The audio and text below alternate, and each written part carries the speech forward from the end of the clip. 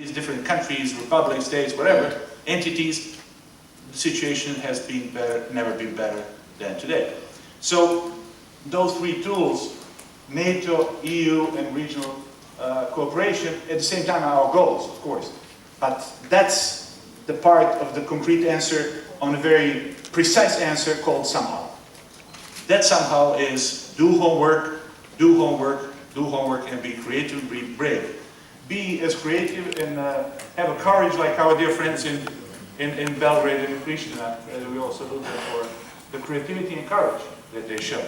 Speaking about creativity and courage, I think that part of that somehow is actually, since those famous C's that we follow from 2006, as far as I can remember, about European enlargement, it's conditionality, it's consolidation of existing EU, and the third one is communication to the citizens. Those three C's, I think, have to be added with this courage and creativity.